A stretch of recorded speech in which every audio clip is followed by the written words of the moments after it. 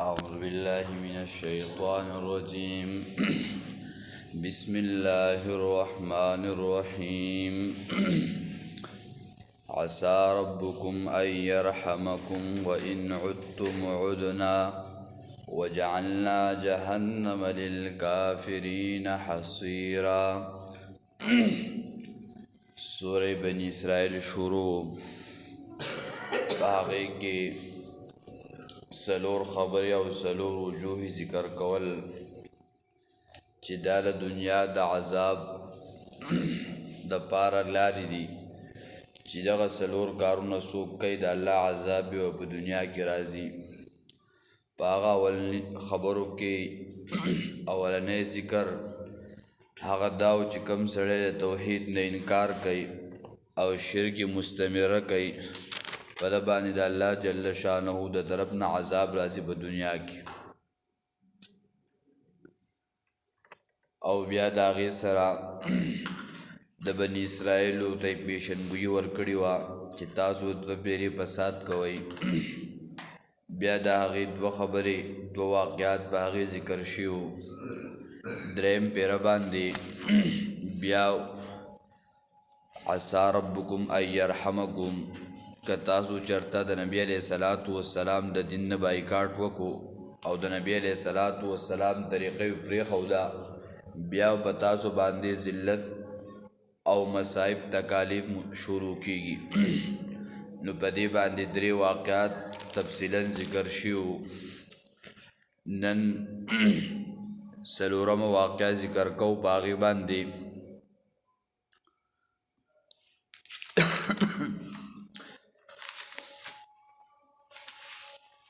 چې کله بني اسرائیلو ته سزا واوروله چې تر قیامته پورې به تاسو ته بیا په دغه خبرو او په دغه طریقو باندې سزا میلاویږي. د نبی علیه الصلاة والسلام د وفات نه 4 کاله وروسته تاریخ د عمر رضی الله تعالی عنہ د زمانې پورې شوی د دې آیاتونو مطابق چې کله هغه وفات شو نبی علیه الصلاة والسلام 14مه هجری وا عمر رضی الله تعالی عنہ په هغه وخت کې امیر المؤمنینو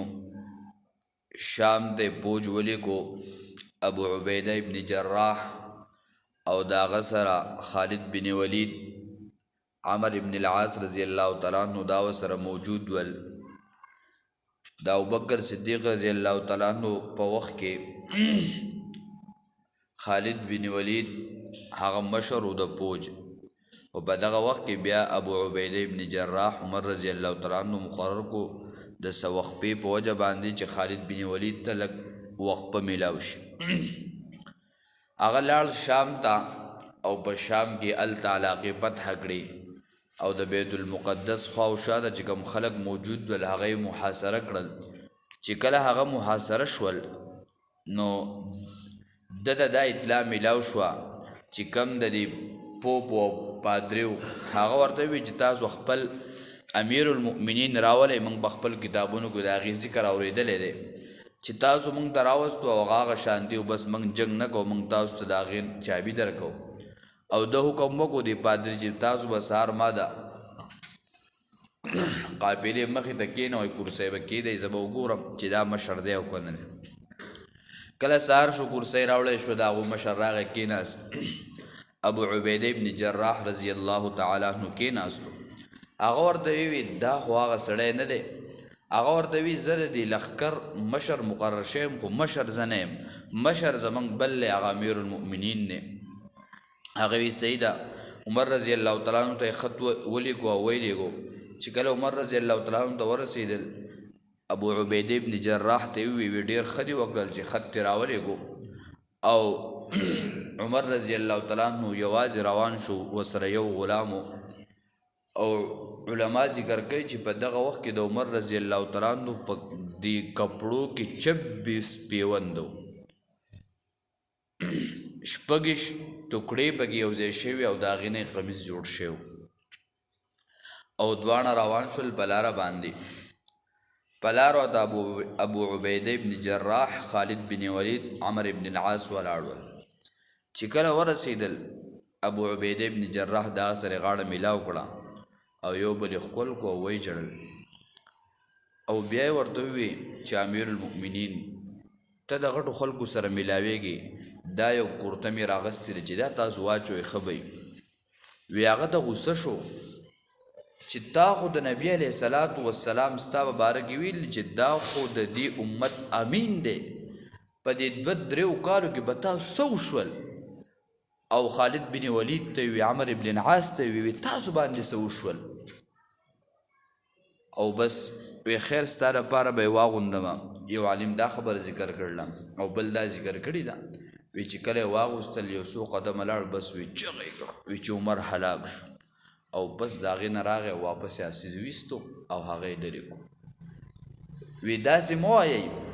وی موږ چې اوچت شیو او موږ عزتمن شیو موږ په قرآن عزتمن شیو ګوره موږ په کورتو او بجامو نه یو عزتمن شوي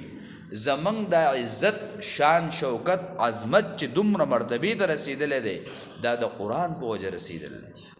او عمر رضی الله تعالی عنه بس روان شو چې کله هلته ورسېد یو عالم ذکر کړی دا وی په دغه وخت کې یو نهر راغی وی په هغې باندې دوی ورله کښتۍ یو طریقه جوړه کړې وه چې په دې کې به لاړ شي او د عمر رضی الله تعالی عنه په خپو باندې پیزار نه وی د هغه موزې په خپو وي وی موزې راواغستې یو موزې په دې اوږه کېښوده او بل یې په دې اوږه کېښوده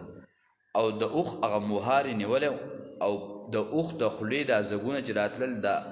عمر رضی الله تعالی عنه په دې اوږو باندې تویېدل د هغه د جامې د هغه د هغه خولې د زګونو نسخه وي کومې زګونه چې راتلل او هغه موهار یې نیولی او په هغه نهر باندې واوړېدو او خوا لاړ چې کله لاړو چې هغوی ولیدو وی امیر المؤمنین ستاسو دا دی په دې اوښ چې ناست دی وی دا خو نه دی وی زموږ د امیر المؤمنین دا ښکته چې را روان دی دا دی چې هغوی دا ولیدل بس آمنا وسلو موږ خبره تسلیم کړه بس موږ تاسو ته خپله محاصره هر څه پرېږدو چې کله یې چابي دا ورکړل عمر رضی الله تعالی عنه 3 کاله په بیت المقدس کې پاتې شو او په هغې کې دیوالونه د خنزیرانو د غوښو څخه شي او په هغې کې هغوی صفایي شروع کړه او 3 کاله یې په هغې کې مسلسل عمر رضی الله تعالی عنه هلته صفایانې وکړې او د هغې په خوا کې یو بل جومات جوړ کړو هغې ته صخره وایي او د هغې نه یې ګیر چاپېره کمرې جوړ کړي د مؤذن د بانګ دا ټول کسانو دپاره هر طرف ته جدا جدا ځایونه جوړ کړل او بیا عمر رضی الله تعالی عنه د هغه ځای نه راووتلو بیا د هغې نه وروسته مسلمانانو باندې تکالیف مصیبتونه شروع شول ځکه چې کله د آیت سر کې موږ دا خبره کړې وه چې کله انسان د الله حقونه پرېږدي د پیغمبر اطاعت پرېږدي الله دا پیشنګویي ورکړې چې بس په تاسو باندې بیا په دنیا کې عذابونه راځي بس بیا د دوی نه دا ځای قبضه شو هر څه واغستلی شول په دغه وخت کې سلطان نور الدین زنګي رحمه الله دا یو ډېر لوی سړی و هغه ډېر کوششونه کول چې زه حمله وکړم او مضبوطه حمله وکړم او د دوی نه د هر څه قبضه کړم او د هر څه دې واخلم دوی دا کوشش او سازش وکړو دوی دا خبره وکړه چې دوی راځي په باب السلام باندې او نبی علیه الصلاة والسلام دې روضې ته سلام کوي نو راځئ چې موږ د دې روضې نه د نبی علیه السلام ویسو دوی به بیا موږ وایو چې تاسو چېرته سلامونه کوئ او دوی د مدینې په لار کې یو ځای سوراخ شروع کړی او راتلل الله جل شانه نبی علیه الصلاة والسلام 3 پیرې نورالدین زنګي ته خوب کې ملاقات وشو هغه چې راپاسېد 3 ورځ باندې ریسرچ شروع کو چې آیا 3 ورځ د مسلسل دا واقعه راځي بس کله چې ورته دې پته ولګېده ریسرچ هغوی چې وکتل هغوی یو سوراخ شروع کړی او مدینې ته راتلل د نبی علیه صلات وسلام لاش مبارک چوته بس هغه په هغې باندې فوري سخت اکشن واغستو او بیا دومره سختې حملې وکړې خو د هغه په لاس باندې بیا څه قابو رانغی بیا په دغه تقریبا چې 580 نه مخکې هغه وفات شو هغه یو خط ولیکو او په خط کې صلاح الدین ایوبی رحمه الله ته ولیکل چې بای دا زما وصیت دی چې دا خلافت واخله او د دوی سره وجنګېږه بیا هغه حمله وکړه او د هغونه هغه هر څه واغستل قبضه یې کړل چې کله هغه هر څه واغستل وروسته د هغې نه بیا خلافت عثماني راغی او بیا دا کم بیت المقدس دا شکل دا کم چې اوس موجوده دی دا د سلیمان علیه السلام په نوسو کې سلیمان نوم یې هغه تعمیر کړی چې کله د شلمې صدۍ ابتدا وشوه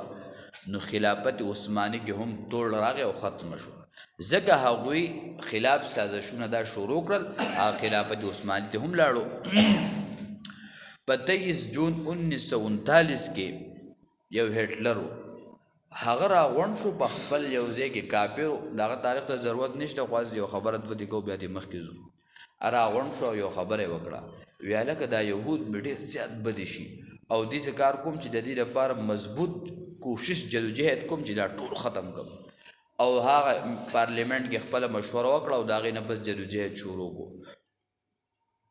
یو عالم ذکر کړی چې 60 لاک کسان مردار کړل چې دا ختم شي چې دا څه پرغز دی خو یو څو کسان ته بس رزیلانو چا پناهګانې اخیستې پناه یې ترې واخیسته بیا چې کله 1962 راغی دوی بیا یو جماعت او یو ټولګی جوړ شوی او هغوی راغلل او هغوی بیا دغه طریقه شروع کړه نو اقبال مرحوم څه ډېرې خبرې کړي دي د ګیلې شکوې هغه نه وایو وخت کم دی خپل مقصد ته بیا نه رسو الله او بیا دغه شان دی د 1995 د 2000 پورې دغه خلقو کوششونه او محنتونه خو چونکې هغه محنت کوشش ایمانواله کمزورواله راغلی بیا چېرته هغه سوچ فکر او نن موږ وګورو د امام مهدي رحمه الله به راشي د هر څه به صفا شي بیا به عیسی علیه السلام راشي د هر څه به صفا کي نن چې موږ وګورو خلک د دجال لپاره لښکرې تیاری او وی عیسی علیه السلام چې کله راشي وي دا ګټه ونه هر څه به آواز کوي چې بس زما شاته یهودي دی راشه ګټه به آواز کوي دیوال به آواز کوي پرده به آواز کوي خو یو ونه به چې دغې خلکو له پناه ورکوي او نن هغه خلک چې هغه د دجال د لښکر شاملي حال دي د هغوی لپاره سوچ فکر چې بس هغه لښکر مضبوط کی او د امام مهدي رحمه الله د هغوی د لښکر د ضرورت د کوشش لپاره جدوجهد هغه نشته دا خو صحابه چې خپل بچي هغه هر څه یو سوچ فکر ورکړو یو صحابي لړ نو غونډه کې واقع به دی ویم د مثال په تور زبیر ابن عوام رضی الله تعالی عنہ دله لخر ورکو ته وی تلاټ جهاد وک د جهاد لړ د سره ماشوم بچو د اتو کالو نن کوم ګورو اتو کالو ماشوم شیدو هغه خپل قنم نشي پاکول خپل ځانم نشي پاکول دلال درې سلور پیری حمله وکړه خو زینب فتح کیدو واپس شاته راغی چې شاته سره زوی هم خپل زوی یو صحابي ته حواله کو ودا ونسا او زم چې د کافرو سره وجنګي په هغه وخت کې هغه غالبا چې 3 لاک پوجو او عبد الله ابن زبیر ابن عوام رضی الله تعالی عنہ دا غسر 250 کسان بل خودي صحابي ته وی چې زما د زوی به ته کنټرول کې او هغه په 300 کسانو نه کنټرول کېدو خو خیر هغه ته حواله کو ځان سره 250 کسان واغستل او په مخ لاړ چې د پلار څنګه اولنۍ حمله وکړه او یو بوجر ارتاو شو دا غسر ارتاو شو بس د خپل ملګری چې د پلار چا د حواله کړو دا غلاس او او هغه د لاس لري کو بس وتختید او په خپل پلار د اس په لکې په سيزان ورسو چې د کم سړی سر باغه وو بس دی بلان نه ډاره کوزیدو او هغه دا هغه وخت کې د سر لپازه کوم د وسپنو ټوپۍ کې خولې کېده دا غولنې نه هغه اغستي او بس چې څوک به ورزیدو د بوله سر راځو تر دې چې درې لکه پوج نه بار ته ووتو او په دغه موقع باندې د زبیر ابن عوام رضی الله تعالی عنہ د شاه د املا کې د دې ولو په دې منځ کې د هغه چې د دې تبدی جهاد کې لري شو او په دې کې پړم به جوړ شو عبد الله ابن زبیر د ماشوم د راتلو د خپل پلار په املا په قلم کې به لبي کولی او هغه ورته دا واقعیت تذکری کولی د جهاد چې دا قسمه د دشمن مقابله د پیغمبر د سنت مقابل څوک مخالفت کوي دا قسمه مقابله کوي. وروسته بیا حجاج بن یوسف چې د 1,20,000 کسان قتل کړي ول، دا ډیر ظالم سړی و. حتی تر دې چې پلار هم راغلی او د عبدالله ابن زبیر په لښکر کې ولاړو، پلار هم د مخالفت کړو او دا بیا 11 کسان بل چې دوی د بیت الله شریف د خانه کعبې بچ کول دوی تلو الته. نو اخره کې حجاج بن یوسف له طریقه نور له بس په دوی باندې توپ راواغست او په هغې باندې کاڼي هر څه وورول چې کله یې هغوی شهیدان کړل او دا آواز به یې کوو وایي که دوی درنه پاتې شول بس دوی موږ بیا پرېږدي نه، او تر دې چې هغه شهیدان کړل او بیا د عبدالله ابن زبیر د هغه لاش یې راواغستو او بر یې ځوړند کو او بیا د هغه مور هغه یې راوغوښته، خو د هغه مور خو مور وکنه الله. دا د نبی علیہ السلام خینه وه، ابوبکر صدیق لور و د عایشې خور وه او دا هغه زنانه وه چې نبی علیہ السلام او ابوبکر صدیق په غار حرا سور کې او دا بتله او هغوله به د ډوډۍ د هغې بندوبست کو. چې کله ابوجهل راغی وی ستا پلار او پیغمبر څه شول؟ وی ما ته معلوم دی خو زه یې درته نه ښیم. او هغه دومره په تیزه پسې پیړه وهلې وه چې د غوږ والی هم شلېدلې وه، خو زما غیرت دا دی چې زه تا ته دا راز نه پاش کړم. نو چې کله د حجاج بن یوسف ولېږل خپل کسان وي دې مور ته چې راشه، هغه وی زه نه درځمه، پوجې بسې ولېږو په زور باندې راوسته. چې کله یې راوسته بس هغه چې د خپل زوی داسې وکتل وی بچې څه خوش قسمته شاسوارې چې راکوزېږي هم نه، وی تا ته څه پته ستا زوی له خو ما داسې انجام کړی دی. او د هغه دا سوچ او فکر به و چې کله به سوارۍ ته وختو ته هغې پورې به نه راکوزېږي څو پورې میدان نو فتح کړی. امور ته وله داسې کتل که دا زموږ د ژوند موریانې جو هغې به هی مار په ځان به یې راباندې کړي وو چې هله زویه جومات تا ته نه یې چې مزه، هله زویه جومات تا داسې نه یې چې مه کوه. یو خو زموږ د معاشري مکر فریب دی که نه، هسې به چغې وباسي چې په سهار وځي نو دومره شتور خیرې به ورته وکړي الله دې د ګاډي د لاندې که، الله دې داسې که، الله دې داسې که، او چې ماښام پسې راوړي نو بیا کله سر راکاږي او کله خپې راکاږي چوتېږي او لږي به، نو چې دا ورته سهار دومره غلبېل خیرې کولې نو اوس سنبال که که نه. خو هغه هم خو مور وکړه، هغې ورته وی د دنیا ژوند دې ورله تباه کړو خو ځان د آخرت تباهي او بربادي جوړ کړی وي زه په دنیا نه یم خفه، وی تا ځان دپاره آخرت تباه او برباد کړو. وی د هغه خو د دنیا تباه کړه، دنیا هم ختمېدونکې ده خو خپل آخرت هغه تباه کړو. بهرحال داسې لږ مختصر غونده کې خبرو ته آیات وایو درېیمه ورځ ده وکړي. عسى ربكم ان يرحمكم، نږدې ده چې رب ستاسو رحم وکړي په تاسو باندې. و ان عدتم عدنا، او که تاسو وګرځېدئ فساد ته نو وبګرځو موږ ستاسو سزا ته. و ان عدتم، او که تاسو وګرځېدئ نیکۍ ته نو وبګرځو موږ ستاسو د رحم. که تاسو نیکي دا کوله بس تاسو ته به الله پاک رحمتونه دا رالیږي او الله پاک به نعمتونه درکوي. وجعلنا جهنم للکافرین حصیرا، او مقرر کړي موږ جهنم د کافرانو دپاره جیلخانه. دا یې ورته نه وي الله جل شانه د کافر دپاره سره د جیلخانه حصیر ویلی کېږي. د یو عالم خبر حدیث کې راځي وایي چې د کټ دا پیاړه مې چې څنګه په یو بل کې دنده شوي وایي په جهنم کې به د جهنمي دسي او یا به دسي چې کله په یو څیز باندې میخ ووالی شي او دا کلک شي وایي دا جهنمي په جهنم کې داسې کلک او در به عذاب ورکولی کېږي. الله زموږ او ستاسو حفاظت وکړي. ان هذا القرآن يهدي للتي هي اقوم. نو اوس په دې آیت مبارکه کې هغه ذکر کوي د قرآن کریم ته ترغیب ذکر کوي او بیا د قرآن کریم درې حکمتونه ذکر کوي چې د قرآن کریم ولې راغلی دا د هدایت کتاب دی، په دې کې بشارت دی او په دې کې زجر دی. نو په دې کې دا درې خبرې ذکر کوي. خو دوه خبرې کوو. مخکې آیت سره بد دی، مخکې ذکر کړل د موسی علیه السلام کتاب وجعلنا هدى لبني اسرائيل في الكتاب، چې دغه موسی علیه السلام د چې کوم کتاب ورکړی شوی تورات په هغې کې هدایت و، خو چې چا بې عمل نه دی کړی نو په دنیا کې مصیبتونه راغلي دي. نو دغه ترغیب دی قرآن ته، چا به قرآن باندې عمل ونه کو نو په دنیا کې به تکالیف مصیبتونه دا راځي. یا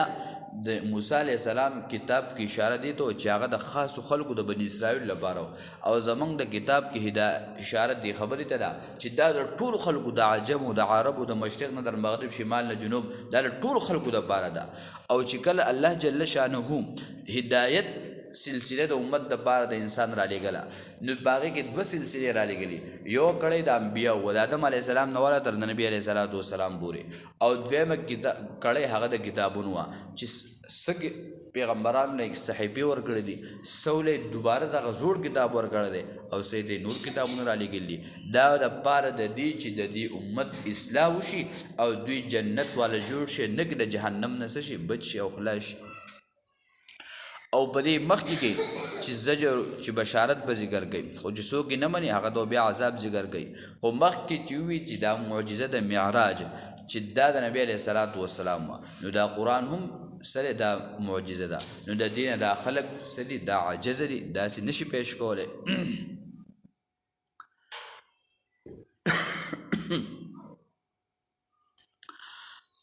او بیا قرآن کریم په هغې کې ذکر چې دا قرآن کریم دا د هدایت کتاب دی دلته د قرآن کریم تذکره نو موږ هم په مانځه کې چې ودرېږو اهدنا الله کلک کړي موږ الله مضبوط کړي نو دا کلکول او مضبوطول به څه باندې دي دا په هغه نیغه لار هغه نیغه لار نه مراد څه دی هغه قرآن کریم دی سورې انعام کې هم راغلي وان هذا صراط ربک مستقیما قرآن دلته هم ذکر کړی دی نو دغه شانتي چې دا نیغه لار ده نو په دې باندې روانېدل انسان دا کلکوي او چې کله سړی په قرآن پسې روان شي دا د قرآن د انسان لپاره نیغه لار ده بلکې دا د قرآن یو صفت هغه هادي دی د ټول نه زیات ګمراه کون څیز په دنیا کې سره هغه شیطان دی خو د ټول نه زیات هدایت والا څیز سره هغه قرآن دی دا دواړه د یو بل مقابل دي که چېرته په ګمراهۍ کې اخته کېدی د شیطان دوستي به خپلې که چېرته په هدایت باندې کلکېدی او هدایت باندې جوړېدی نو په قرآن به جوړېږي نو د دې دواړو د یو بل سره هغه تضاد دی او د دې وجې نه علما ذکر کوي چې نبی علیه صلات وسلام وفات کېدو د نبی علیه السلام د وفات نه مخکې صحابه څه پریشان او غمجن ول نبی علیه السلام وفرمیل ای زما صحابو زه په تاسو کې دوه څیزونه پرېږدم که تاسو په هغې باندې منګولې ولګولې تاسو به چېرته نه ناکامه کېږئ تاسو به چېرته کموالی نه راځي تاسو په هدایت باندې یو قرآن دی او دویم سنت دی او بیا یې وفرمیل چې داسې وخت به راشي چې تیارې به خوري لکه داسې فتنې به راشي چې په شان د شپې څنګه تیاره خورېږي هغه شانتې به دا فتنې سوا کېږي نو بیا نبي اسلام وفرمیل صحابه ویې د الله رسوله د دې نه بچاو څه شی دی د دې نه موږ په کوم ځای کې بچ کېږو په کوم وخت کې موږ ته پناه میلاویږي نبي علیه السلام وفرمیل په قرآن او په سنت د احادیثو چې تاسو په دې باندې منګولې ولګولې تاسو به له دې نه څه کېږئ هغه بچ کېږئ او تاسو په دې باندې جنت ته رسېږئ نو نن په دنیا کې خلک موږ مسلمان ولې په کومه روان یو ذلیله یو بس په موږ کې تکبر دی انانیت دی موږ وایو زه د هدایت اموخته یم زه هدایت ته محتاج یم دا پنځه وخته مونځ کوم دا زما د کافي دی که نه قرآن ته څه ضرورت دی او دا د ډېرو خلکو دا دغه دی بس وایي په قرآن باندې د دومره وخت بیان جو چا به دغه راوړو بلکې هغه ټولګی چې د صحابه وو چې د یو بل سره په 120 سال 93 سال 53 سال دشمنیانې وي خو قرآن په حقیقي غوږونو واورېدو او حقیقي زړه ته یې کوز کو د مرګ د زنګدن په وخت کې بیا یو بل لوبه ورکوي خو دغه یو بل نوبه اخلي نه دا محبت په سر راغی دا به ایمان په قرآن راغی او چې کله د ایمان دوستي جوړه شي بیا سړی سر ته جوړول لکه هغه شاعر وی یوسف علیه السلام باره کې چې د یوسف په حسن باندې زنانو لاسونه پرې کړل او د پیغمبر چې کله مینه راغله صحابو سرونه کټ کړل خو پیغمبر مینه پرې نه ښوده نو قرآن کریم دا هدایت والا کتاب دی انشاءالله نور تفصیل به سبا کو الله دې صحیح عمل توفیق راکړي اللهم ربنا آتنا في الدنيا حسنة وفي الآخرة حسنة وقنا عذاب النار برحمتك يا أرحم الراحمين